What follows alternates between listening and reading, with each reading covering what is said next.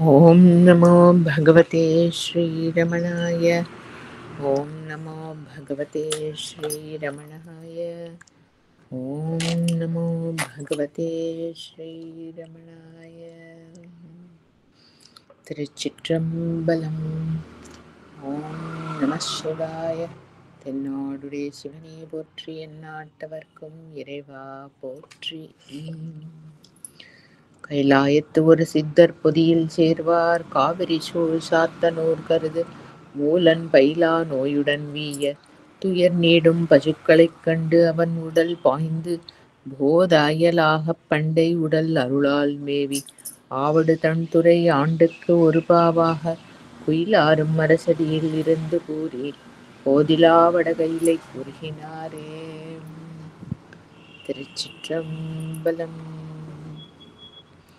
நம்ம முதல் தந்திரத்துல அக்னி காரியம், அதாவது வேத மந்திரங்களை சொல்லி அக்னியில ஆகுதி கொடுக்கறதுங்கிற அந்த நியமத்தோட வைபவம், அது அது எப்படி நம்மளுக்கு லோகக்ஷேமத்துக்கும் முக்திக்கும் காரணமா இருக்கு.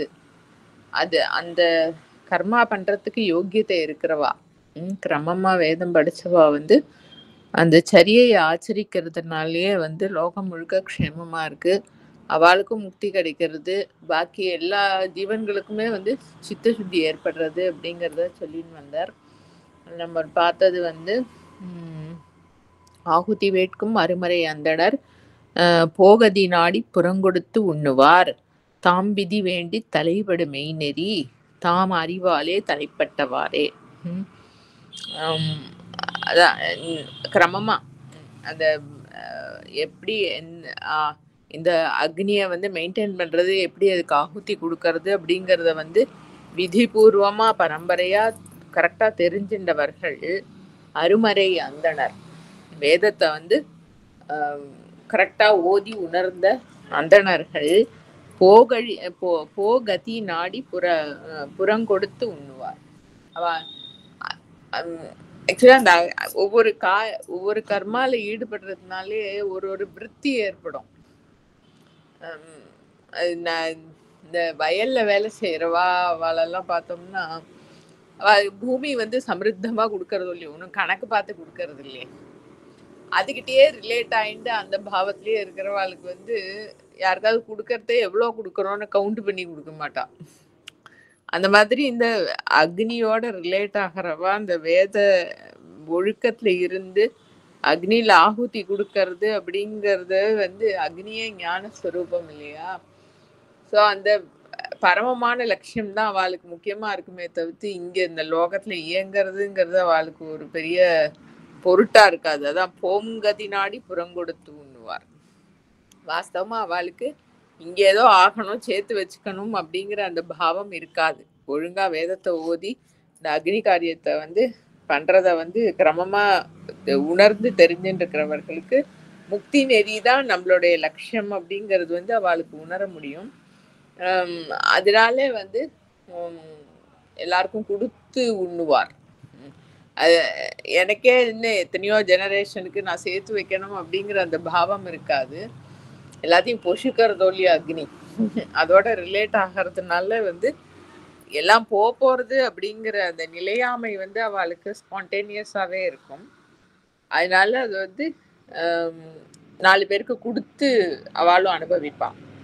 அதாவது மெட்டீரியல் திங்ஸ் எல்லாம் they will not hold for themselves. புறங்கொடுத்து உண்ணுவார். தாம் விதி, அதுதான் தாம் விதி வேண்டி தலைவர். இப்போ நம்ம ஏதாவது ஒன்று யாருக்காவது சொல்லணும்னா இந்த இந்த இந்த கர்மாவை நீ இப்படி பண்ணு, இதோட பர்பஸ் இது அப்படின்னு யாருக்காவது உணர்த்தணும் அப்படின்னு சொன்னா நம்ம முதல்ல அதுல அந்த நிலையில நிக்கணும். இந்த பிராக்டிஸ் வாட் யூ ப்ரீச்ன்னு சொல்லுவா இல்லையா, அந்த வெறும் வார்த்தைகளுக்கு வெயிட் கிடையாது. அதை ஆச்சரிக்கிறதோட வெயிட்டு தான் அந்த வார்த்தைகள்ல அதோட பவரா அதுக்கு பேக்ல இருக்கும். அந்த நிலையில அதான் நம்ம எப்பயுமே பார்ப்போம் இல்லையா, அந்த என்ன ஆந்தரிகம், மனசு, வாக்கு, கர்மா, இது வந்து ஒரே ஸ்ட்ரெயிட் லைன்ல இருக்கணும். என்ன நல்லதையே நினைக்கிறது. அது இங்க சொல்லியாச்சு. அதாவது கிரமமா வேதத்தை ஓதி எப்படி இந்த அக்னி காரியம் பண்ணணும்னு அதோட சூக்ஷ்மங்களை ஒழுங்கா உணர்ந்தவர்கள். அதனால மனசுல நினைக்கிறதையே வாக்குல சொல்றதையே செய்யறேன்னு எல்லாம் விபரீதமா இருக்கிறதுங்கிற கேஸ் இல்லை. கிரமமா உணர்ந்து எப்பயுமே வந்து ஹித சிந்தையே இருக்கிறது. அந்த மனசுல என்ன இருக்கோ அதையே வாக்குல சொல்றது, அதையே செயல்ல பண்றது. அந்த அந்த ஸ்ட்ரெயிட் ஃபார்வர்ட்னஸ் அவளுக்கு இருக்கு. அதனால அவ வந்து யாருக்காவது ஏதாவது சொல்றா அப்படின்னு சொன்னா அவளே அந்த நிலையில நின்னு சொல்றா. தாம் அறிவாலே தலைப்பட்டவாறே அவ வந்து அந்த நிலையில நின்னு, அதாவது லோகக்ஷேமம் எல்லாருக்குமே அந்த முக்தி நிலையை தான் வந்து அடைய தகுந்த பாயிண்ட், ஃபினிஷ் லைன் அப்படிங்கறத வந்து அவ உணர்ந்து அவ அதுக்கு ஒர்க் அவுட் பண்ணி இருக்கிறதுனால வந்து அடுத்த வாழ்க்கை அதை உபதேசமா கொடுக்கறதே அதுக்கு ஒரு வெயிட் இருக்கு. யாருக்கு தாம் விதி வேண்டி தலைபடு மெய்நெறி.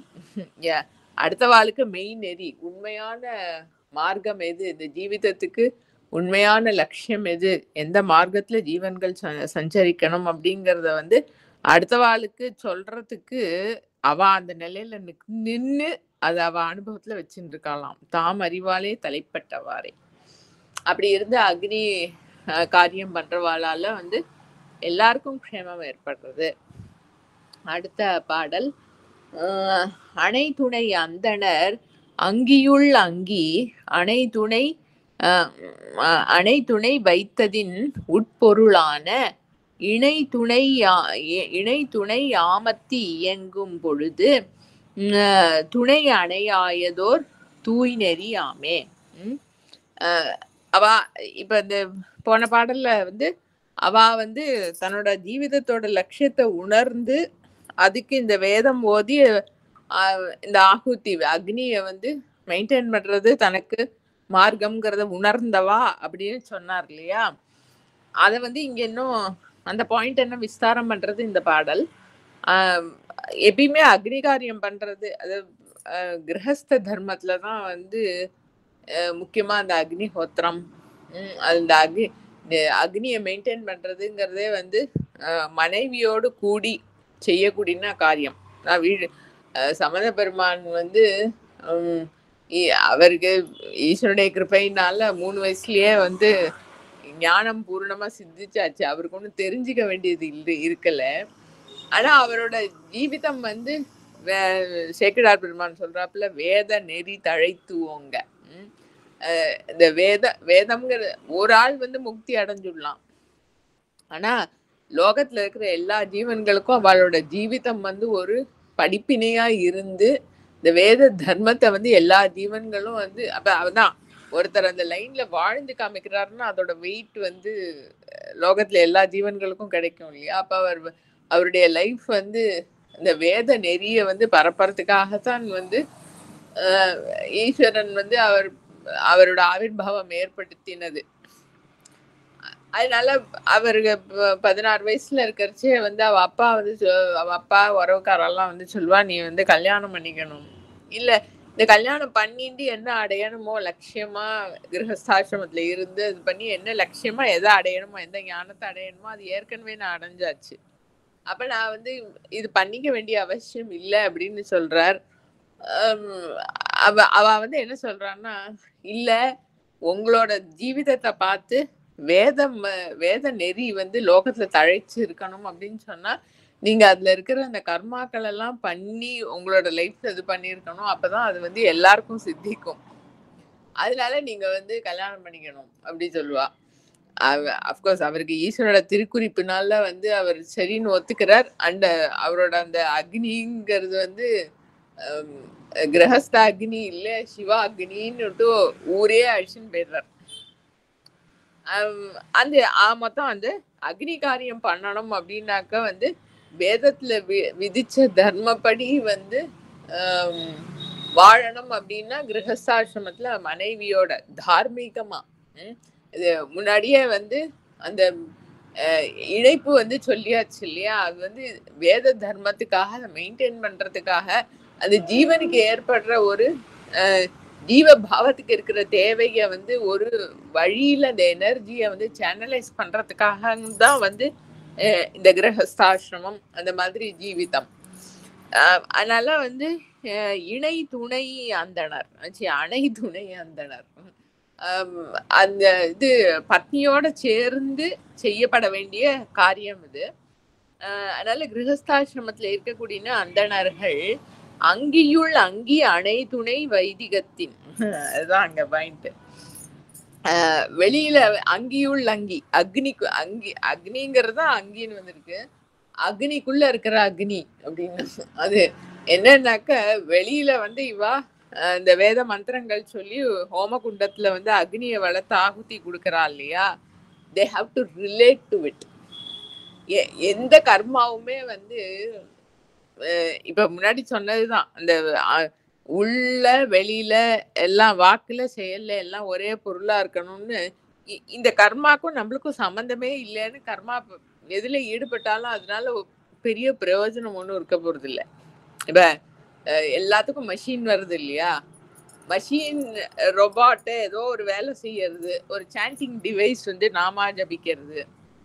அந்த சாண்டிங் டிவைஸ் நாமா ஜபம் பண்றதுக்கும் மனுஷா ஜபம் பண்றதுக்கும் என்ன டிஃபரன்ஸே இல்லைன்னு சொன்னோம்னா தெரியல. அது அப்புறம் அவளோட ஃபோக்கஸ் எங்க இருக்குன்னு எனக்கு தெரியல.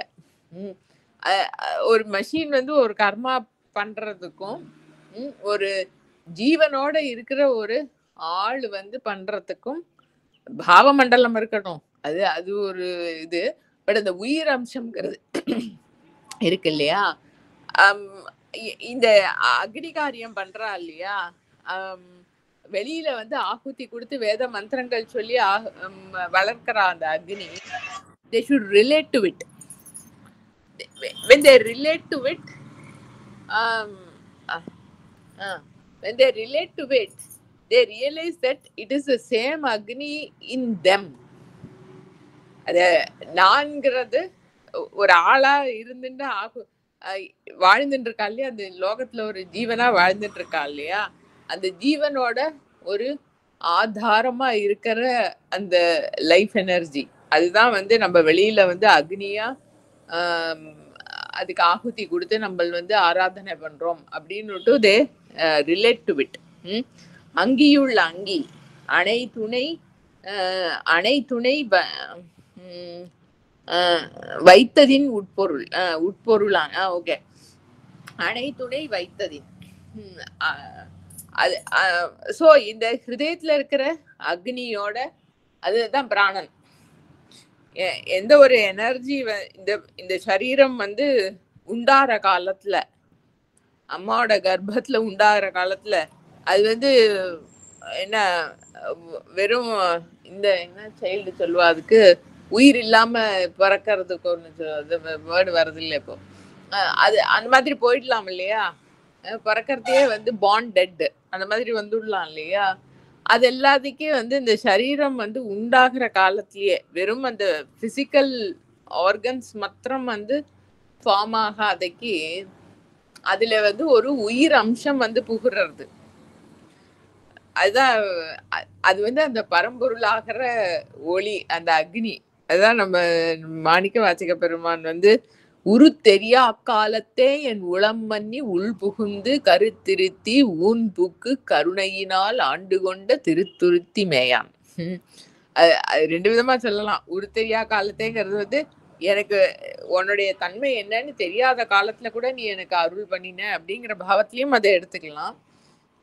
இந்த ஃபார்ம், இந்த பிசிக்கல் ஃபார்ம் சரீரம் இது ஃபுல்லா வளர்றதுக்கு முன்னாடியே சின்னது ஃபீட்டஸா இருக்கிற காலத்திலேயே வந்து உயிர் அம்சமா அதுக்குள்ள புகுறது வந்து இந்த ஈசன்.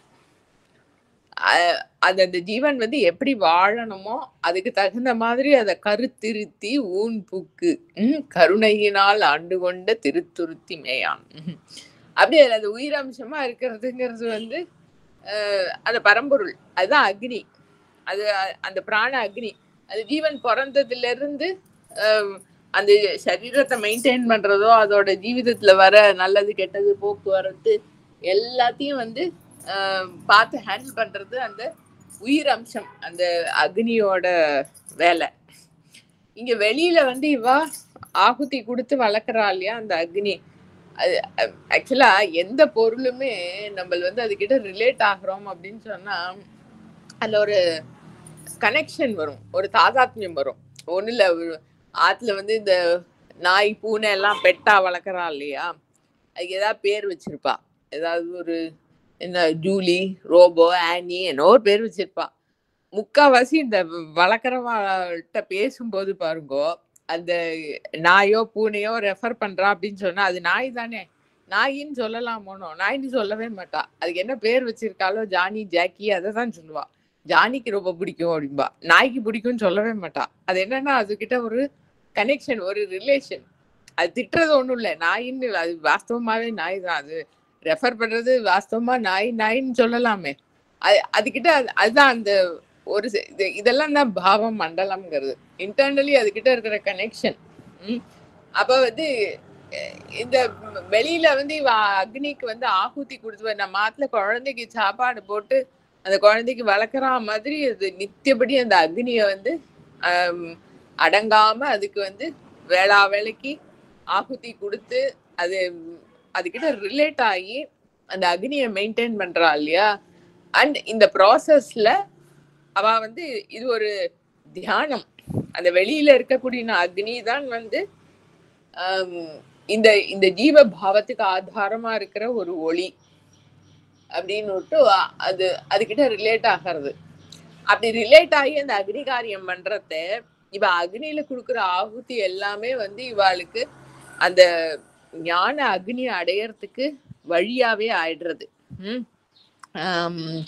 அங்கியுள்ள அங்கி அணை துணை அணை துணை வைத்ததின் உட்பொருளான இணை துணை யாம்.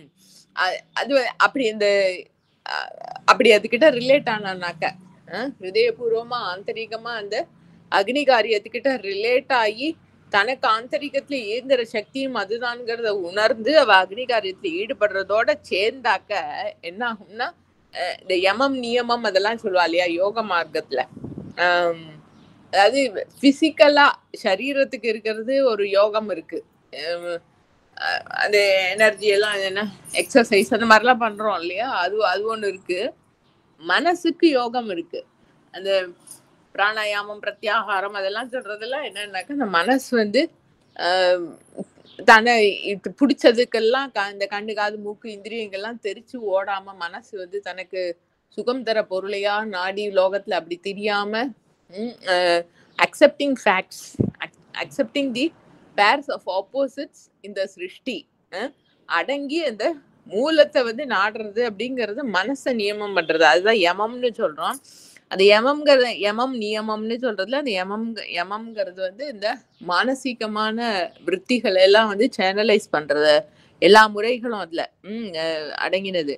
அந்த யமம்ங்கிறது தான் வந்து யாமம்னு அந்த செய்யுள் நடையில லாங்கா வந்திருக்கு. உட்பொருளான இணை துணை யாமத்து இயங்கும் பொழுது அந்த அக்னியோட ரிலேட் பண்ணி அக்னி காரியம் பண்றா. அதுல பண்றதோட இந்த மானசீக விற்த்திகளையும் அதோட சேர்ந்தே வருது. It is not separate. அது வந்து அதோட துணை யாமத்து இயங்கும் பொழுது அந்த அக்னி காரியம் அதான் எப்பயுமே நம்ம லைஃப் ஸ்டைலோட அழகே அதுதான். எது பண்ணினாலும் வந்து அது நம்ம அது பல வாட்டி பார்த்திருக்கோம் இல்லையா, எந்த ஒரு பொருளா இருந்தாலும் இது சிருஷ்டி நம்ம இது ஸ்கிரீன்ல வந்து என்ன பிக்சர் வந்தாலும், மரம் இருந்தாலும் மலை இருந்தாலும் நதி இருந்தாலும் பூ இருந்தாலும் இல்ல விபரீதமான ஏதாவது பொருட்கள்லாம் விரையப்பட்டிருந்தாலும் அதோட ஆதாரம் வந்து ஸ்கிரீன் தான். அதனால எந்த பொருள் கிட்ட நம்மளோட பாவம் வந்து நம்மளோட சாத்விக சத்வரஜ சம குணங்களோட காம்பினேஷனை பொறுத்து நம்மளுக்கு வந்து எப்படி அந்த எனர்ஜி ஓட்டம் இருக்கோ ஏதோ ஒரு பொருள் கிட்டதான் ஈடுபாடு வரும். ஒரு ஒரு கதையே பார்த்தா சில பேருக்கு ஒரு கேரக்டர் கிட்ட ரிலேட் பண்ணிக்க முடியும், அந்த மாதிரி இருக்கு இல்லையா. அது என்னவா இருந்தாலும் சரி பாவ மண்டலத்துல ஏதோ ஒன்று கிட்ட கனெக்ட் ஆகிறோம்னா அது வந்து one should dig deep to the source. அப்ப வந்து அதுக்கு ஆதாரமா இருக்கிற அந்த பொருளை வந்து அடைஞ்சுடுவோம்.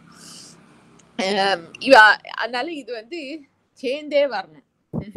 அந்த அந்த உட்பொருளை வந்து ரெக்கக்னைஸ் பண்றதோட சேர்த்து அதுகிட்ட இருக்கிற அந்த நாட்டமும் அது நோக்கி இருக்கக்கூடிய அந்த எனர்ஜி ஃப்ளோவும். ஸோ அந்த அக்னிகாரியம் பண்றாளே அதோட உட்பொருளா அதோட சேர்ந்தே துணையா வரக்கூடிய இந்த நியமங்கள். அதாவது நம்ம லௌகிகமா சொல்ல போனோம்னா நம்ம குழந்தைக்கு நம்ம நேச்சுரலா நம்மளுக்கு ஹிதம் பண்ணணும்னு இருக்கு. அது நேச்சுரல் ஃப்ளோ. நம்ம குழந்தைக்கு நம்ம வந்து நல்லது பண்ணணும், குழந்தை க்ஷேமமா இருக்கணுங்கிற பாவம் இருக்கு அப்படின்னா அது முக்கியமா இருக்கிறதுனால இதர இது ஏதாவது வந்ததுன்னாக்கா அதுக்கு ரொம்ப இம்பார்ட்டன்ஸ் கொடுக்காம இல்ல குழந்தைக்கு இந்த நேரம் சாப்பாடு கொடுக்கலன்னா பிரச்சனை, அதனால நம்ம வந்து வெளியில போக வேண்டாம் அப்படிங்கிற மாதிரி எல்லாம் சேனலைஸ் ஆகி அந்த அந்த லைன்லயே வந்துடுறது இல்லையா.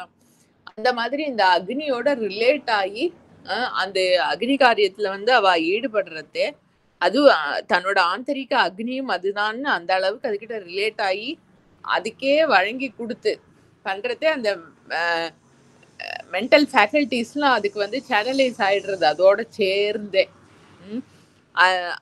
அதுக்கு கவனம் கொடுத்து அதுக்கு இம்பார்ட்டன்ஸ் கொடுத்து இந்த அக்னி காரியத்துல ஈடுபடுறது இந்த மனசோட விருத்திகளும் வந்து அழகா அது சேனலைஸ் ஆகி இணை துணை யாமத்தி இயங்கும் பொழுது அப்படி நல்லா அந்த எனர்ஜி ஃப்ளோ வந்து அப்படி சேர்ந்து அழகா போகிறது.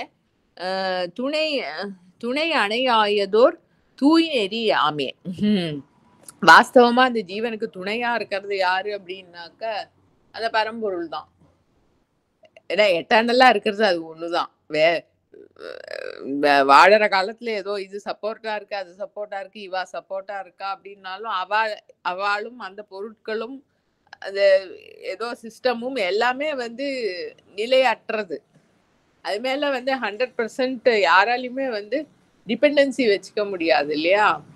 வாஸ்தவமான துணைங்கிறது வந்து அந்த ஆதாரமான பொருள், எல்லாத்துக்கும் ஆதாரமா இருக்கிற பொருள், எல்லாத்தையும் தரிச்சுட்டு இருக்கிற பொருள், எல்லாத்தையும் இயக்கிற பொருள், அதுதான் வந்து துணை. துணை அணையாயதோர் தூய் நெறி. அந்த வாஸ்தவமான துணையா இருக்கிற பொருளை வந்து அடையறதுக்கு உண்டான தூய நெறி வந்து அவளுக்கு சித்திக்கிறது. அந்த அழகான மார்க்கம், அந்த மூலத்தை அடையறதுக்கு உண்டான அழகான மார்க்கம் வந்து அது அவளுக்குள்ளேயே வருது. இது யாரோ வெளியில இருந்து சொல்லி இல்லை. இந்த அக்னி காரியம் பண்றதுனால அந்த அக்னி கிட்ட ஈடுபட்டு அந்த அக்னிங்கிற அந்த எனர்ஜி தான் வந்து தனக்கும் ஹிருதயத்தில் தனக்கு ஆதாரமா அந்த ஜீவபாவத்துக்கு ஆதாரமா இருந்து இயக்கின்னு இருக்குங்கிறத உணர்ந்து அந்த அக்னி காரியத்துல ஈடுபடுறதுனால இவாளோட மென்டல் ஃபேக்கல்டிஸ் எல்லாமும் அழகா சேனலைஸ் ஆகி ஒரு ஷேப் ஆகி வாஸ்தவமான துணையா இருக்கக்கூடிய அந்த பரம்பொருளை அடையறதுக்கு உண்டான தூய்மையான நெறி அது வந்து இந்த ஜீவனுக்கு சித்திக்கிறது. அக்னி காரியம் பண்றதுனாலயே மோட்சத்துக்கு உண்டான வழி, பரம்பொருளை அடையறதுக்கு உண்டான வழி வந்து சித்திக்கிறது அப்படிங்கிறது இந்த பாடல். அடுத்த பாடல் போதி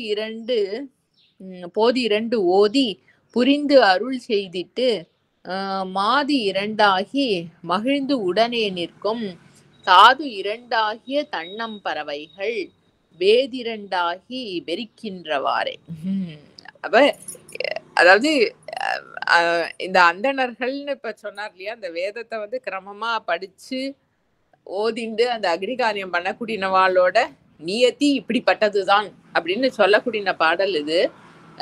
இரண்டு போதும் ஆக்சுவலா நம்ம கூறு சம்பந்த பெருமான் பதிகங்கள்ல வந்து கூறுன்னு சொல்லுவார். அதாவது division, a day is divided, முக்கூறு சொல்லுவா சாதாரணமா. அதாவது கார்த்தால வந்து இருட்டு பிரிஞ்சு வெளிச்சம் வர காலம், அது ஒரு பாயிண்ட்.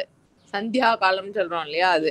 அதே மாதிரி சாயங்காலம் அஸ்தமன தொப்ப வந்து வெளிச்சம் பிரிஞ்சு இருட்டு வர காலம். அப்புறம் இந்த பகல் பொழுதுல உச்சி காலம். ஆனா அது வரைக்கும் வந்து பகல் வளர்ந்துட்டே வரும். அந்த உச்சி காலத்துக்கு அப்புறம் பகல் வந்து தேஞ்சின்னு வரும். அந்த அந்த mid point where the change happens. இந்த முக்கூறுன்னு சொல்றது அந்த அந்த 3 காலத்திலயும் வந்து ஈசனை தொடர்ந்து வந்து விசேஷம் அப்படிங்கிற மாதிரி தேவாரத்துல வரும்.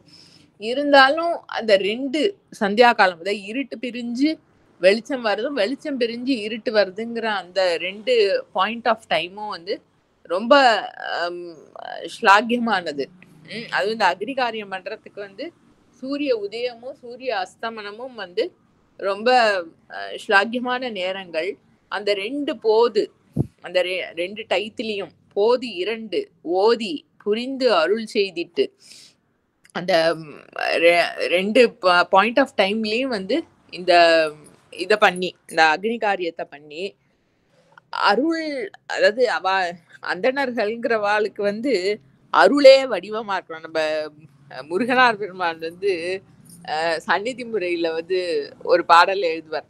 அண்ணாமலையானோட பார்வைய இது பண்ணி சொல்லி சொல்லுவார், அந்தணர்கள் வந்து அருளே வடிவானவர்கள், கருணையே வடிவானவர்கள். அதாவது அவளுக்கு போதத்தோட லட்சியம் இருக்கு, எல்லா ஜீவன்களும் உத்தரணமாயி அந்த போதத்தை அடையணும் அப்படிங்கறதுலயே இருக்கிறவர்கள். அப்படி இருக்கு அந்த குலத்துல பிறந்த நீ எப்படி வந்து எல்லாரையும் கொலை பண்றத கத்துண்ட, இந்த கொலை விருத்திய வந்து நீ எங்க பயின்றாய் அப்படின்னு சொல்லி ஒரு பாடல். அதாவது அவரோட திருஷ்டி வந்து இந்த ஜீவ போதத்தை வந்து இல்லாம பண்ணி விடுறது. அந்த அதே அண்ணாமலையார் எழுதின பாட்டிலேயே சொல்லுவார், ஞான விழியாகும் வேலோச்சி விளையாடல் புரிவோம். எப்படி முருகப்பெருமானோட வேல் வந்து எரிஞ்சாக்க லட்சியத்தை வந்து பேதம் பண்றதும் அந்த மாதிரி இந்த ஞான திருஷ்டிங்கிற ஒரு பார்வை வீச்சு. அதனால அதுக்கு ஒரு 10 பாட்டே இப்ப எழுதிட்டார், திருக்கண்ணோக்கம்னு சந்ததி முறையில. அப்படி அந்த கண் வீக்ஷணத்தினால வந்து ஞானத்தை கொடுக்கிறார் அப்படிங்கறதுதான் அப்படி சொல்றார். கொலை பண்ண இந்த ஜீவனை வந்து வதம் பண்ற இந்த கர்மாவை, இந்த தொழிலை வந்து நீ எங்க பயின்றாய், எங்க கத்தின்றாய் அப்படின்னு சொல்லி கேள்வி கேட்கிற மாதிரி இந்த புரிந்து என்னமோ அதை பார்த்துட்டு இங்கேயோ போயிடுது. இவாள் அந்த இது அந்தணர்களோட தொழில் போதிரண்டு அருள் புரிந்து அருள் செய்திட்டு அருளே வடிவமான அந்த அந்தணர்கள், அதாவது அவளுக்கும் அதோட லட்சியத்தோட போதம் இருக்கு. அது வந்து எல்லா ஜீவன்களும் அடையணுங்கிற கருணை அருள் வடிவமா இருக்கக்கூடிய அந்த அந்தணர்கள் 2 வேளையும் வந்து இந்த அக்னி காரியத்தை பண்ணி செய்திட்டு மாதிரண்டாகி மகிழ்ந்து உடனே நிற்கும் தாது 2ஆகிய தன்னம்பறவைகள்.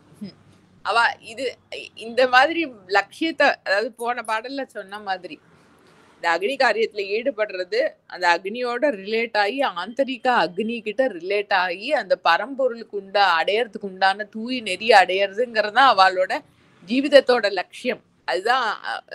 அதான் அது அவ வந்து ஃபாலோ பண்றதுனால்தான் அவ அருள் வடிவமா இருக்கா, எல்லா ஜீவன்களுக்கும் அந்த நெறி சித்திக்கணும் அப்படின்னு அதை தான் பிராக்டிஸ் பண்ணி அடுத்த வாழ்க்கை சொல்றா. அது அல்லாதக்கி இந்த சரீரத்தோட ஏற்கனவே ஒரு இங்க இந்த பாடல் தான் இதை வெறிக்கின்ற வரையில் வருது. அதாவது சரீரத்துல அபிமானம் கொண்டு பாக்கிய விருத்தியா, அதாவது ஆந்தரிகத்துல இருக்கிற அந்த ஒளிய நாடாதைக்கு சரீர அபிமானத்துல வந்து ஈடுபட்டு இந்த லோகத்துல இருக்கிற சௌக்கியங்கள் எல்லாம் வந்து அடையணும் அப்படிங்கிற அந்த துவந்துவ பாவத்துல, இந்த சுகம் துக்கம் எல்லாமே துவந்துவங்கள், ஆண் பெண் எல்லாமே வந்து இந்த துவந்துவம் இல்லையா, அந்த பிளேன் ஆஃப் டியூவாலிட்டி. அந்த பிளேன் ஆஃப் டியூவாலிட்டியில if one seeks the positive side, அது வந்து பூர்ணத்தையை கொடுக்காது. அந்த மாதிரி இவா போயிடக்கூடாது, அந்த நெறியில போயிடக்கூடாது. அந்த அக்னி காரியம் பண்ணி அதோட கூடவே இருக்கக்கூடிய அந்த யமம், அந்த மனசை வந்து சேனலைஸ் பண்ணக்கூடிய மார்க்கத்துல இருந்து தான் அதை உணர்ந்து அடுத்த வாழ்க்கும் கிடைக்கும்படியா அது பிராக்டிஸ்ல இருந்து உணர்த்தணும். இந்த துவந்துவ லெவல்ல இருக்கக்கூடிய சந்தோஷங்கள், இந்த சோகால்டு குட்டி குட்டி சுகங்கள், அந்த மகிழ்ந்து உடனே நிற்கும் தாது 2ஆகிய பறவைகள் அப்படின்னு சொல்றது பேர்ட்ஸுக்கும் அந்தணர்களுக்கும் சம்ஸ்கிருதத்துல வந்து இருக்கிற ஒரு காமன் பேர் என்னன்னாக்கா த்விஜஹா, 2 வாட்டி பிறக்கிறது. அது பட்சிகள் வந்து அம்மா பறவை வந்து முட்டை போடுறதே வந்து அது ஒரு பிறப்பு. முட்டைக்குள்ளேருந்து அது வளர்ந்துட்டு முட்டைய வந்து ஹேட்ச் ஆகி அது வெளியில வருது, அது அதுக்கு ஒரு பிறப்பு. அப்ப பட்சிகளுக்கும் த்விஜன்மான்னு பேரு. பிராமணர்களுக்கும் வந்து அம்மா வயிற்றுலேருந்து பிறக்கிறதுங்கிறது, குழந்தையா பிறக்கிறது, உருவத்துல பிறக்கிறதுங்கிறது ஒரு பிறப்பு. அப்புறம் இந்த மார்க்கம் தான் வந்து நம்ம லைஃப்ல வந்து ஆச்சரிக்க வேண்டியது அப்படிங்கிறத இண்டிகேட் பண்ணும்படியா அந்த பூநூல் போடுறதுன்னு ஒரு ஃபங்க்ஷன் இருக்கு இல்லையா? அந்த வேதம் படிக்கிறதுக்கு அந்த ஜீவனுக்கு ஒரு யோக்கியத்தை ஏற்பட்டு அந்த லட்சியத்துல செட் ஆகிறது. அது வந்து அடுத்த ஜென்மாவா அவளுக்கு சொல்லப்படுறது. அதனாலதான் அப்ப வேற ஒரு பேர் வைப்பா. ஸோ அந்த 2 ஜென்மாங்கிறது வந்து பக்ஷிகளுக்கும் சொல்றது, அந்தணர்களுக்கும் சொல்றது. தாது 2 தன்னம் பறவைகள். இந்த த்விஜன்மாவா இருக்கக்கூடிய அந்தணர்கள் வந்து இந்த துவந்த லெவல்ல, துவந்தத்தோட பிளேன்ல இருக்கிற அந்த சுகத்தை வந்து சுகத்துல ஈடுபட்டு இந்த சரீர அபிமானத்தோட இயங்கப்படாது. வேதிரண்டாகி வெறிக்கின்றவாறே. அதான் வெறிக்கின்றதுங்கிறது வந்து பிரிஞ்சு அதாவது அந்த மார்க்கத்துல இருந்து மாறி போறது. அவளோட உண்மையான மார்க்கம்ங்கிறது வந்து இந்த போதி 2 புரிந்து அருள் செய்திட்டு அக்னிய வந்து 2 காலத்திலயும் வந்து அன்போட அது ஆகுதி கொடுத்து அதை மெயின்டைன் பண்ணி அருள் வடிவமா இருந்து எல்லாருக்கும் அந்த ஹிதம் ஏற்படணும்னு வாழறதுதான் அவளோட ஜீவிதம். அது அல்லாதைக்கு இந்த துவந்த லெவல்ல இருக்கிற சுகத்துல ஈடுபட்டு சரீர அபிமானத்தோட தன்னோட பாதையிலேருந்து இவா வந்து மாறி போயிடக்கூடாது. வேதிரண்டாகி வெறிக்கின்றவாறே அப்படின்னு அவளோட நியமம் எப்படி இருக்கணும் அப்படிங்கிறத சொல்ற பாடல் இது. அடுத்த பாடல்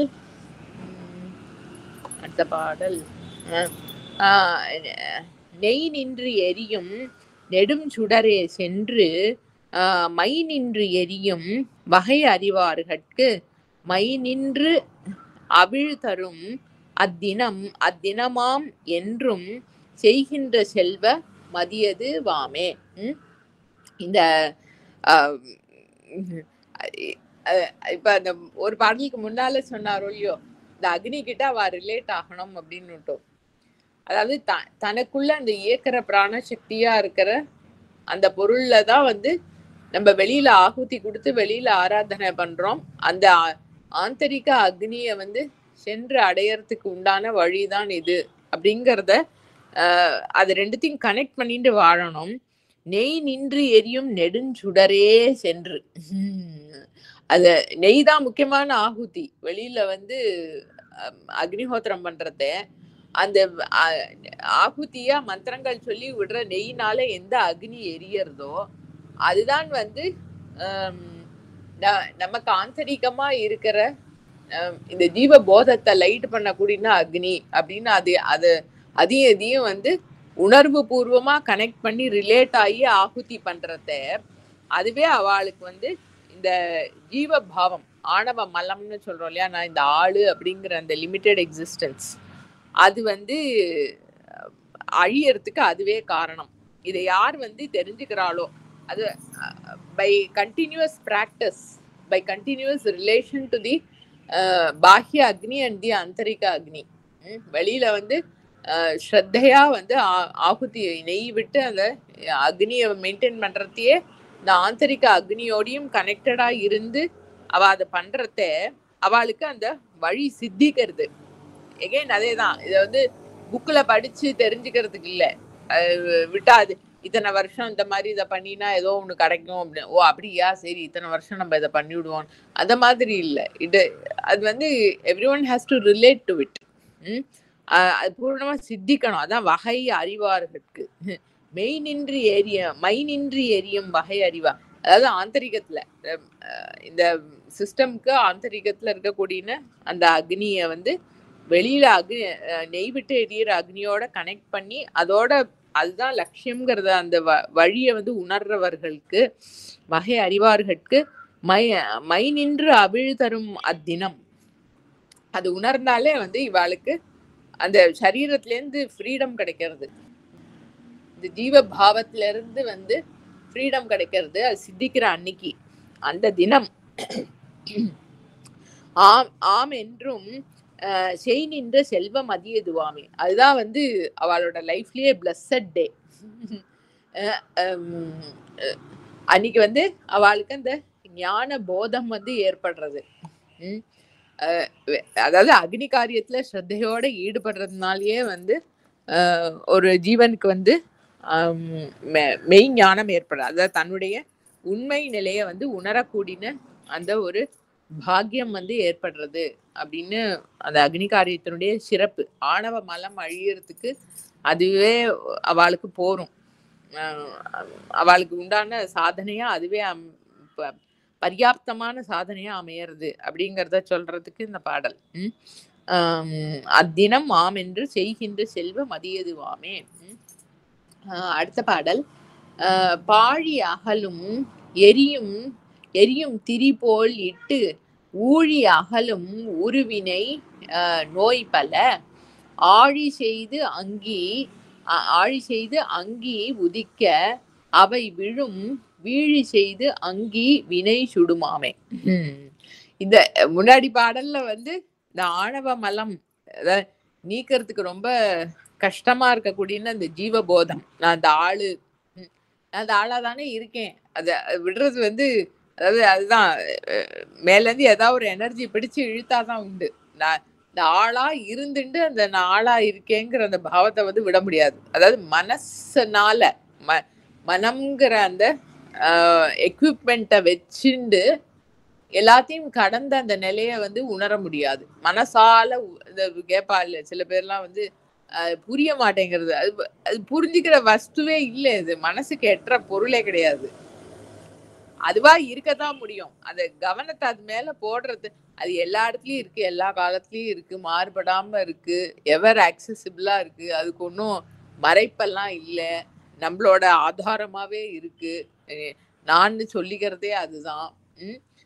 அது மேல கவனத்தை வந்து பூர்ணமா போடணும் அந்த ஃபோக்கஸ்ல. அப்பதான் அது தெரிஞ்சுக்க முடியும். ஆனா நம்மளுக்கு வந்து லோக விவகாரம் பண்ணி இந்த மனசு புத்தியை வந்து இன்ஸ்ட்ருமெண்டா யூஸ் பண்ணியே எல்லாத்தையும் அப்ரோச் பண்ணி பழகி போயிடுதா, அப்ப அந்த பொருள் இப்படி இருக்கும், அந்த நிலை அப்படி இருக்கும் அப்படின்னு இமேஜின் பண்ணிக்கிறது, விசாரத்தினால ஏதோ பிரிச்சு இப்ப என்னவோ பண்ணி பாக்குறது, பேதம் பண்ணி பாக்குறது, மனசுனால புரிஞ்சுக்கிறது, இமேஜின் பண்றது சித்தத்தினால, அப்படியெல்லாம் பண்ணி அதை வந்து ஒன்றும் அடைய முடியாது. ஏன்னா அது வந்து எல்லாத்துக்கும் இந்த மனசு, இந்த புத்தி, இந்த சித்தம் இதெல்லாம் இயங்கறதுக்கு ஆதாரமா இருக்கிற ஒளி அது. அதான் உள்ளதனார்ப்பத்துல சொல்லுவார், மதியை மடக்கி அதுல போட்டு அனுபவத்தினால அதை தெரிஞ்சுக்கணுமே தவிர்த்து மதியால் அதை எப்படி உணர முடியும் அப்படி சொல்லி ஒரு பாடல் இருக்கு.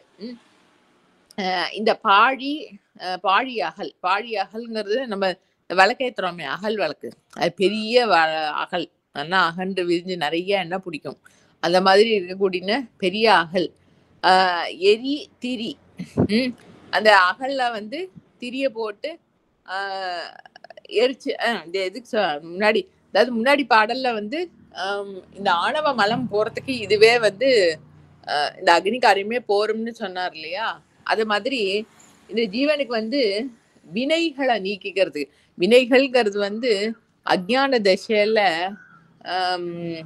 அதான் அந்த இப்ப இந்த மனசு புத்தி இதெல்லாம் நம்ம இன்ஸ்ட்ருமெண்டா யூஸ் பண்ணி நம்ம வந்து அந்த லட்சியத்தை அடைய பாக்குறோம். அப்படிங்கறதே என்னன்னாக்க ஒரு வினைதான்.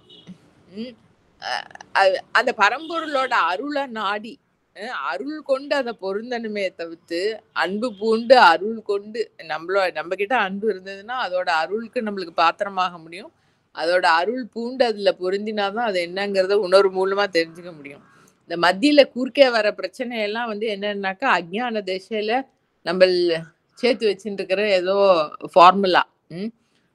அந்த வினைகளை வந்து போக்குறதுக்கும் இந்த அக்னி காரியமே போரும் அப்படின்னு சொல்ற பாடல் இது. பாழி அகல் எரி, அதுல 3 சொல்லியிருக்கார். பெரிய ஒரு அகல் விளக்கு, அதுல திரி, அந்த திரிய வந்து அக்னி வச்சு எரிச்சுன்னு இருக்கோம். இந்த சரீரம் அதுல இருக்கக்கூடிய சரீரம் வினை, அது அக்னி வந்து அது இந்த சரீரத்தோட இருக்கக்கூடிய கனெக்ஷன், வியாதி அந்த மாதிரி இருக்கிறதெல்லாம் that which draws your attention to the சரீரம். அதுதான் அந்த 3 அகல் திரி அக்னி. அது வந்து இந்த அதான் அகல் தான் வந்து ஷரீரம், திரிங்கிறது வந்து வினை. அதை எரிக்கிறது அப்படிங்கிறது வந்து அதான் அகல் வழக்கு எரிக்கிறது. அகல் வழக்கு எரிக்கிறதுங்கிறது வந்து அந்த சரீரத்துக்கிட்ட இருக்கிற ஈடுபாடு. ஊழி அகலும் உருவினை நோய் பல. அதாவது இந்த இந்த அகல் வழக்கை எரிக்கிறது பல விதத்திலயும் வந்து பொருந்தி, இந்த சரீரத்தோட பொருந்தி, இந்த ஜீவபாவத்தோட கனெக்டடா இருக்கக்கூடிய பல நோய்கள், உருவினை நோய் பல. அது வினைகள்னால ஏற்பட்ட நோய்கள். அந்த அஜ்ஞான திசையில விபரீதமா என்னென்னத்தையோ சேர்த்துன்னு இருக்கு அந்த ஜீவன். அதுதான் வந்து சரீரத்துல வியாதியாவும், மனசுல வந்து பல லிமிட்டேஷன்ஸாவும், விபரீதமான எண்ணங்களாவும், மார்க்கத்தை வந்து சரியா புரிஞ்சுக்கிறதுக்கு இல்லாதக்கு மாயாமல தடைகளா அப்படியெல்லாம் வர்றதெல்லாம் வந்து அந்த வினைதான். வினைதான் நோய் ரூபத்துல வர்றது. ஊழி அகலும் உருவி, அது வந்து ஜென்மாந்தரத்துக்கும் போகாதான். ஊழி இதுவே முடிஞ்சு போயிடும், பிரளய காலமே. அடுத்த ஜென்மா எதுவா இருந்தாலும் வந்து இந்த வினை வந்து விடவே விடாது. அது முன்னாடி பாயிரத்துலயோ இல்லையோ அந்த ஒரு இல்ல பாயிரத்துலதான் வந்ததுன்னு நினைக்கிறேன். ஜீவனுக்கு வந்து ஊழ் வினைங்கிறது வந்து அது பகவத்கீதையிலையும் சொல்றாரு இல்லையா, அந்த சரீரத்தெல்லாம் விட்டுட்டு அந்த ஜீவன் போனாலும் இந்த விபரீதமான அண்டர்ஸ்டாண்டிங், அந்த ஜீவ பாவத்துல அது என்னென்னலாம் சட்டில் லெவல்ல ஸ்டாக் சேர்த்துன்னு இருக்கோ அது அந்த ஜீவனோட போய் அடுத்த ஜென்மாலேயே அதை தொடர்ந்து வருதுங்கிறது இருக்கு இல்லையா. அந்த மாதிரி ஆயிடுறது. இந்த அகல் எரி, அகல் வழக்கு, அதுல இருக்கிற திரி, அதுல இருக்கிற அக்னி அப்படிங்கிறது வந்து இந்த சரீரத்தோட இருக்கிற கனெக்ஷன்னால வந்து ஊழ்வினைக்கும் அழியாத இருக்கக்கூடிய வினைகள் இருக்கு. அந்த ஊழ்வினைக்கும் அழியாத வினைகளை அழிக்கிறதுக்கு இந்த அக்னி காரியத்துல ஸ்ரத்தையோட ஈடுபட்டா போறோம் அப்படிங்கிறத பின்னால சொல்ல வர்றார். உருவினை நோய் பல ஆழி செய்து அங்கி உதிக்க அவை விழும். இந்த ஸ்ரத்தையோட வந்து இந்த அக்னி குண்டத்துல வந்து அக்னிய வளர்த்து அதுக்கு ஆகுதி கொடுத்து அதை வந்து பண்றத, அது எரியறது வந்து சிவ அக்னியா, அதாவது ஞான அக்னி. ஆழி செய்து அங்கி உதிக்க, அதுல வளம் சுழிச்சுட்டு எரியறதுன்னு சொல்லுவா இல்லையா, அதெல்லாம் அந்த அக்னியோட லட்சணம். அதுகிட்ட ரிலேட் ஆகிறதே தெரியும். அக்னி ரொம்ப சந்தோஷமா இருக்கு, ஞானமயமா இருக்கு அப்படிங்கறதெல்லாம், அதெல்லாம் அந்த அக்னியோட லட்சணம். அது வந்து அது சிவாக்னியா, ஞான அக்னியா வந்து அந்த ஹோமகுண்டத்துல நம்ம வளர்க்கக்கூடிய அக்னி வந்து அது எரியறது அப்படின்னு சொன்னா, இந்த ஜீவ பாவத்துக்கு காரணமா இருக்கக்கூடிய, அதோட அஜ்ஞானத்துக்கு காரணமா இருக்கக்கூடிய வினைகள்லாம் வந்து அந்த அக்னியில வந்து விழுமா ஆகுதியா. ஸ்ரத்தையா அதுல ஈடுபடுறச்சே வந்து இந்த பிராரப்த வினைகள்லாம் வந்து கழியறதுன்னு அவை விழும். வீழி செய்து அங்கி வினை சுடுமாமே. அந்த அக்னி வந்து அதுல விழுந்த அந்த வினை பயன்களை எல்லாம் வந்து விடாதைக்கு எரிச்சு பொசிக்கிடும். சிவ அக்னி தான். அது ஞானமாகிற அந்த பொருள் தான். அந்த பொருள்ல வந்து நம்ம எல்லாமே எல்லா சாதனையுமே அதுதான். அந்த பரம்பொருள் கிட்ட ஒரு கனெக்ஷன், அதுகிட்ட எல்லா பாவங்களையும் சமர்ப்பணம் பண்றது. ஏதோ விதத்துல நம்மளுக்கு எந்த பாவத்துல அதுகிட்ட கனெக்டட் ஆக முடியறதோ, நம்மளுக்கு எந்த விருத்திகள்லாம் இருக்கோ அந்த ஜீவ பாவத்துக்கு, அது எல்லாத்தையும் அதுக்கே சமர்ப்பணம் பண்ணி, இந்த ஜீவன் வந்து வாஸ்தவமா அது செப்பரேட் என்டிட்டியா இல்லை அப்படின்னு ஸ்டாக் எக்ஸாஸ்ட் பண்றதுதான் ப்ராசஸ். அது அவாவா இருக்கிற நிலையில அவாவா அது பண்ண வேண்டியது. இங்க வந்து அக்னிகாரியத்தை பத்தி சொல்லின்னு இருக்கிறதுனால அது அப்படி சொல்றார். அக்னிகாரியம் பண்றதே வந்து இந்த ஜீவ பாவத்துக்கு காரணமா இருக்கக்கூடிய வினைகள், இந்த ஜீவ பாவம் எல்லாம் வந்து அந்த அக்னியிலேயே விழுந்து அந்த ஞான அக்னியினால பொசுக்கப்படுறது. போன பாடல்ல வந்து ஆணவ மலம் போகும் அப்படின்னு சொன்னார். இங்க வந்து வினைகள் போகும், சித்த சுத்தி ஏற்படும். அந்த மார்க்கத்துல சரிக்கிறத இந்த ஜீவனுக்கு வந்து தன்னால உணர முடியாத தடைகள்லாம் வரும். இப்ப நேரம் போறோம், இங்க நேரம் ஏதோ செவிரோ தூணோ இருக்கு அப்படின்னா அப்படி போக முடியாதுங்கிறது தெரியும். ஏன்னா இந்த சட்டில் டிஸ்டர்பன்சஸ்ன்னு சொல்றோமே, அது இந்த அஜ்ஞான திசையில சேர்த்து வச்சிருந்த விபரீதமான கர்ம வினைகள்லாம் இருக்கே, அதெல்லாம் வந்து வழியில நின்று தடுக்கிறது. ஆனா அது வழியில இருக்குங்கிறது கண்ணுக்கு தெரியாது. அதான் நம்ம ஏதோ எதுலயோ ஈடுபடுறோம், ஒரு மார்க்கத்துல போகணும்னு பார்த்தா என்னென்னமோ தடைகள் வந்துட்டே இருக்கும். விபரீதமா ஏதோ சக்திகள்லாம் வந்து நம்மளுக்கு லட்சியத்தை அடைய முடியாதுக்கு கஷ்டப்படுத்தும். அதெல்லாம் என்னன்னா நம்ம அஜ்ஞான திசையில சேர்த்து வச்சிருந்த ஸ்டாக்கு தான். அது அங்க இருக்கு, அது வழியில தடை பண்ணிட்டு நிக்கிறதுங்கிறது நமக்கு தெரியாது. மகாபாரதத்துல வந்து கர்ணனுக்கு வந்து கொஞ்சம் சாபங்கள்லாம் கிடைக்கிறது முன்னாடியே. ஒரு பிராமணரோட பசுவை கொன்னு வேணும்னு இல்ல, அது ஆக்சிடென்டலா நடந்துடுறது. அப்ப அவர் வந்து சாபம் கொடுக்குறாரு, உனக்கு எப்ப தேவையோ அப்ப வந்து உனக்கு இந்த மந்திரங்கள்லாம் வந்து மறந்து போயிடும். அது குருவோட சாபம், பரசுராமரோட சாபம். பொய் சொல்லி நீ அதனால உனக்கு தேவையானப்போ மந்திரங்கள்லாம் மறந்து போயிடும். இந்த பிராமணர் வந்து சாபம் கொடுக்கறது இந்த பசுவை வதம் பண்ணினதுக்கு உனக்கு முக்கியமான பாயிண்ட்ல உன்னோட தேர் சக்கரம் வந்து மண்ணுக்குள்ள அழுந்தி போயிடும். அது கரெக்டா அர்ஜுனனோட மகாபாரத யுத்தத்துல ஃபைனல் பாயிண்ட்ல வந்து அந்த தேர் வந்து மண்ணுக்குள்ள அழுந்தி போயிடுறது. பாக்குறதுக்கு வெளியில தெரியாது. அதாவது பிராமணரோட சாபத்தோட இஃபெக்ட்ங்கிறது அது ஒண்ணு. சாபம் வந்து ஒரு ஆளா பக்கத்துல வந்து நின்னுண்டு தேரை மண்ணுக்குள்ள புடிச்சுட்டு நிக்க போறது இல்ல.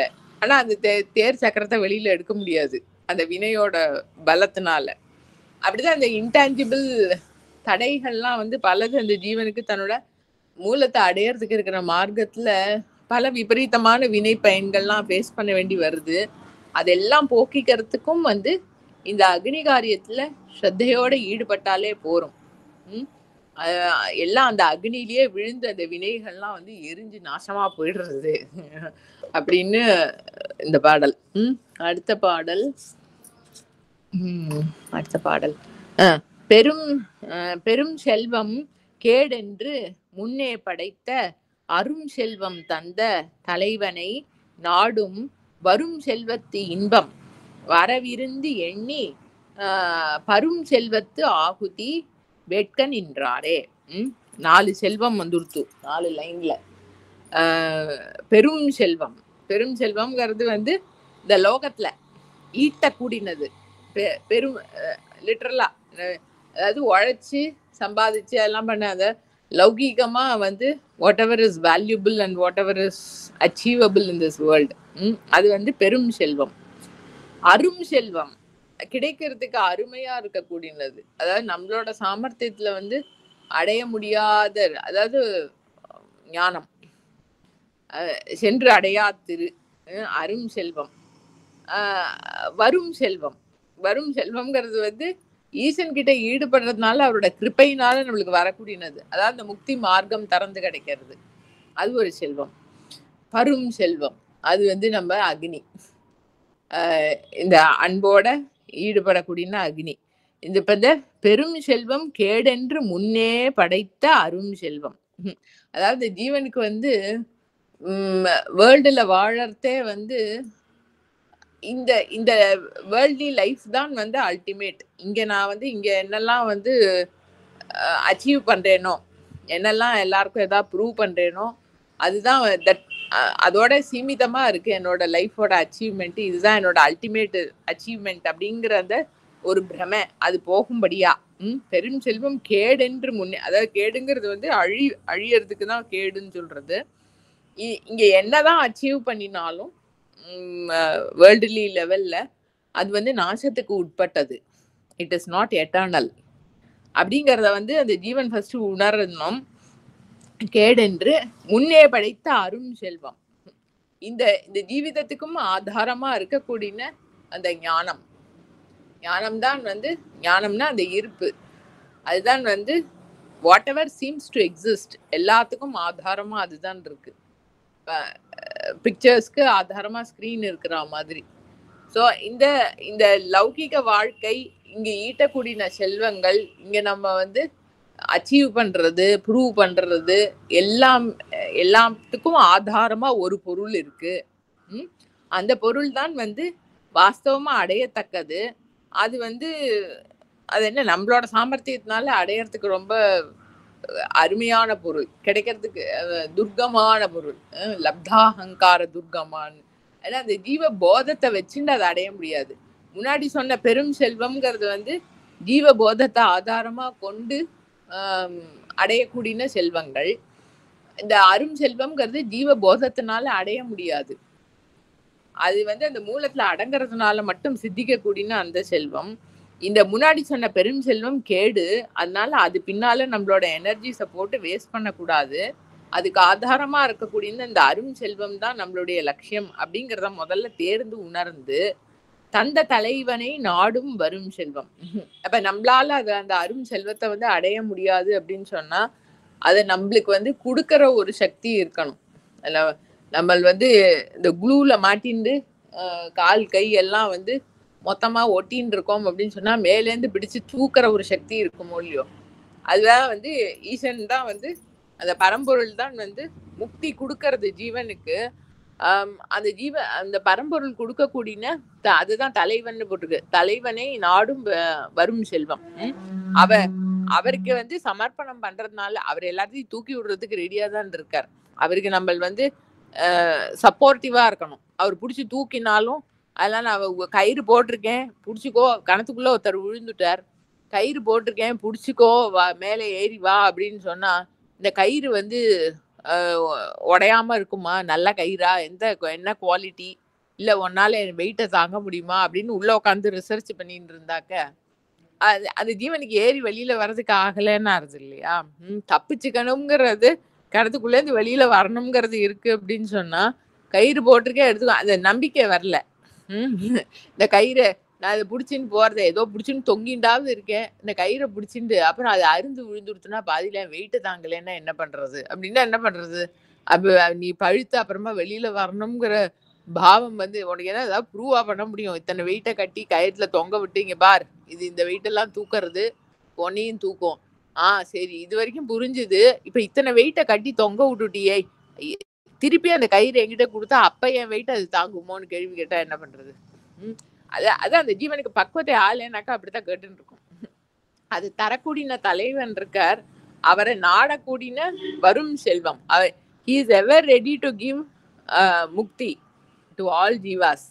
அது அவருக்கு சமர்ப்பணம் பண்ணி அவரோட மார்க்கத்துல நடந்து அவர் கொடுக்குற முக்தியை வந்து அங்கீகரிக்கணும்.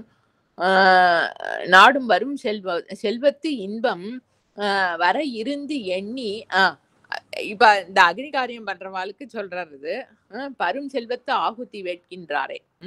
இந்த அக்னி காரியம் பண்றவாளுக்கு வந்து அந்த மெச்சூரிட்டி இருந்து they relate to the Agni and they know that their லட்சியம் is அந்த பரம்பொருளை அடையிறது தான் தன்னோட லட்சியம் அப்படிங்கிறதையும் உணர்ந்ததுனால அந்த பரம்பொருளுக்கு சமர்ப்பணம் பண்ணி அவர் வழங்கக்கூடிய அந்த முக்தி இன்பம் அந்த ஜீவனுக்கு வந்து அதை ஃப்ரீ பண்றதுக்கு உண்டான மார்க்கத்துல அந்த அழிச்சின்னு போறாரு இல்லையா, அது வந்து அடையறதுக்கு அந்த மார்க்கத்துல சஞ்சரிக்கிறதுக்கு அவரோட கிருப்பைக்கு பாத்திரமாகறதுக்கு நம்மளுக்கு இந்த அக்னி காரியமே வந்து மார்க்கமா அமையறது அப்படின்னு அதுக்கிட்ட ரிலேட் ஆகணுமா.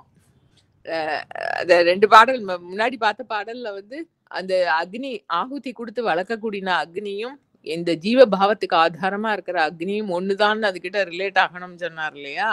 இங்க வந்து சொல்ற அந்த ஈசன் வந்து இந்த ஜீவன்களுக்கு வழங்கக்கூடிய அந்த முக்தி இன்பம் இருக்கே, அதுக்கு நம்ம யோக்கியத்தை அடைஞ்சு அந்த மார்க்கத்துல சஞ்சரிச்சு அந்த ஈசன் மேல ஆசிரியம் வச்சுக்கிறதுக்கு வர இருந்து எண்ணி அதுக்கு இந்த மார்க்கமா வந்து ஆசிரியமா எடுத்துண்டு இந்த அக்னியில வந்து ஆகுதி கொடுக்கறா. பரும் செல்வத்து ஆகுதி வேட்கின்றாரே. அதான் அவளுக்கு அந்த கிளாரிட்டி இருக்கு, அது தன்னுடைய லட்சியத்தோட கிளாரிட்டி இருக்கு. அது தரக்கூடிய ஈசன் கிட்ட வந்து அவர் மார்க்கத்துல நடத்தி செல்றது வந்து கரெக்ட் அப்படிங்கிற அந்த பாவம் அந்த அறிவும் இருக்கு, அவருக்கு சமர்ப்பணம் பண்ணக்கூடிய பாவமும் இருக்கு. இந்த அக்னி காரியத்தை வந்து தன்னோட ஆச்சரணத்துக்கு ஒரு நல்ல மார்க்கமா பார்த்து அதுகிட்ட ரிலேட் ஆகி அதுல ஈடுபட்டு பண்றத அவளுக்கு அதுவே ஈசன் அடையறதுக்கு உண்டான நல்ல மார்க்கமா அமையறது. அது வழியாவே ஈசன் வந்து அவளுக்கு அருள் பண்ணி அனுபவத்தை கொடுக்கறார் அப்படிங்கறதுதான் இந்த பாடல்.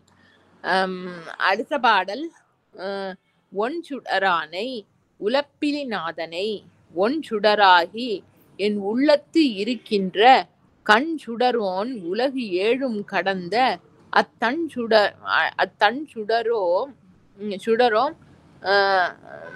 சுடரோம் அத்தலைவனும் ஆமே.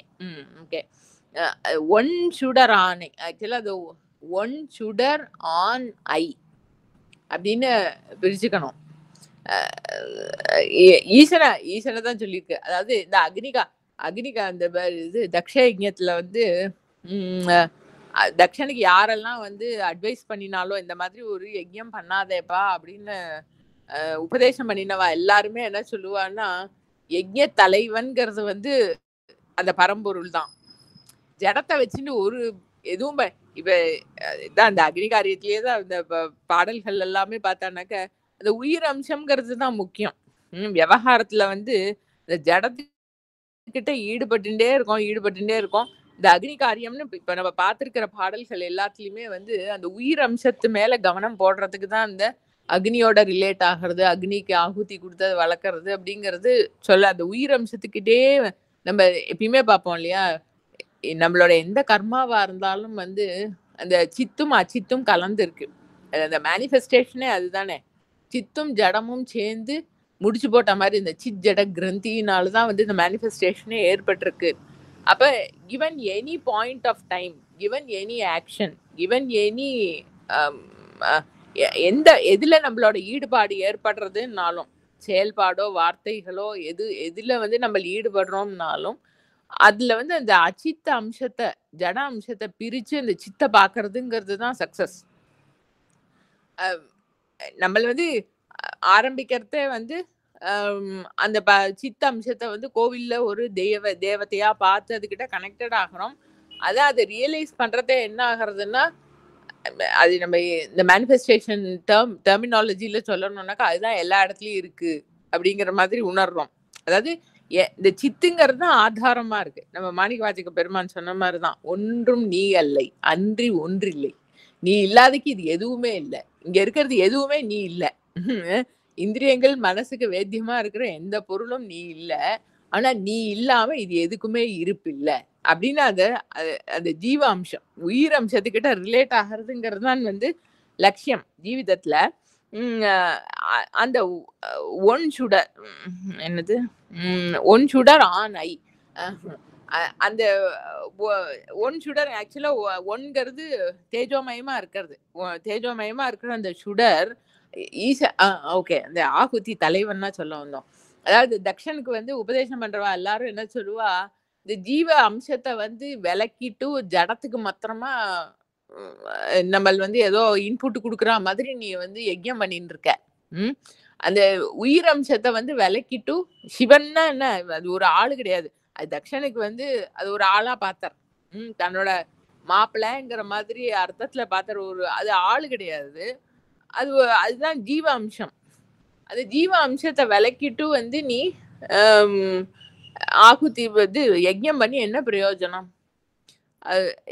பாக்கி பேருக்கு என்னவோ ஆகுதி கொடுக்குறேன் அப்படி இப்படிங்கிற அதோட அந்த பரம்பொருளோட அம்சங்கள் தான் பாக்கி எல்லாமே. அதுக்கு மட்டும் ஆகுதி கொடுக்குறேங்கிற அந்த பரம்பொருளை நிராகரணம் பண்றேங்கிற, அப்ப நீ அப்படி ஒரு யஜ்ஞம் பண்ணி என்ன பிரயோஜனம் அப்படின்னு தான் தக்ஷனுக்கு எல்லாருமே வந்து அட்வைஸ் பண்ணுவா. மொத்தம் அந்த யஜ்ஞ தலைவன் நம்ம இது ஆகுதி எல்லாம் கொடுக்கறோம் எல்லாம் பண்றோம்னா என்ன கர்மால இங்க வந்து அக்னி காரியத்தை சொல்லப்படுறது. பட் எந்த கர்மா எந்த இதுல ஈடுபடுறோம்னாலும் வந்து பகவத்கீதையில பார்த்தா ஏகப்பட்ட யஜ்யங்கள் சொல்லியிருப்பார். அவாவால் அந்தந்த ஜீவனுக்கு தகுந்த மாதிரி அந்த எந்த யஜ்யமா இருந்தாலும் அந்த உயிர் அம்சம் சித் அம்சம்ங்கிறது தான் வந்து லட்சியம். அது மேல போக்கஸ் இல்லாதக்கு எந்த ஒரு யஜ்யத்துல ஈடுபட்டாலும் ஒரு பிரயோஜனமும் இல்லை. அந்த பரம்பொருளை அதுதான் யஜ்ய தலைவன் அப்படிங்கிறத உணர்த்தக்கூடிய பாடல் இது. அதுல வந்து ஒன் சுடர் ஆன் ஐ, அது எப்படிப்பட்ட பொருள் அப்படிங்கறத வந்து சொல்ற. ஈசனுக்கு வந்து ரிஷபம் வாகனமா இருக்கு இல்லையா, அது நம்ம தர்மத்தோட பிரதீகம். அதான் ஆண் அப்படிங்கிறது வந்து ஆக்சுவலா பசு அந்த இது பெட்ரம்னு சொல்றோமே, அதாவது கேட்டில்ங்கிற அர்த்தத்துல. அந்த ஆண் ஐ ரிஷபத்துக்கு பாகனா இருக்கிறவர், ரிஷபத்தை வந்து தனக்கு வாகனமா கொண்டிருக்க, அதாவது தர்மத்து மேல ஆரூடமா இருக்கிற ஞானம் அப்படிங்கிற சித் வஸ்துங்கிறதுக்கு. அதான் அப்படி சொல்லி நம்ம பாடல் முடிக்க முடியாது. சரி, அது சும்மா அந்த லைன் மாத்திரம் அப்படி இருக்கிற அந்த பொருள் தான் வந்து இந்த யஜ்யத்துக்கெல்லாம் தலைவன். அப்படி அந்த தர்மத்துக்கு அதிபதியா இருக்கிறவன், தேவதைகளுக்கெல்லாம் அதிபதியா இருக்கிறவன். அவரே தான் நம்மளோட ஹிருதயத்திலயும் இருக்கிற அந்த ஒளி. முச்சுடர்களாவும் எல்லாத்தையும் கடந்து இருக்கக்கூடிய அந்த பொருள் தான் வந்து யஜ்ய தலைவன். யஜ்யம் ஆகுதின்னு கொடுத்து அந்த அக்னி காரியம் பண்றோமே, அதோட லட்சியமா இருக்கிறது அந்த சித் வஸ்து தான் அப்படிங்கிறத சொல்லக்கூடியது இந்த பாடல். நம்மளது தொடர்ந்து பார்ப்போம். திருச்சிற்றம்பலம். ஓம் நம சிவாய. தென்னாடுடைய சிவனே போற்றி, எந்நாட்டவர்க்கும் இறைவா போற்றி. அண்ணாமலை திருமூலர் திருவடிகள் போற்றி போற்றி.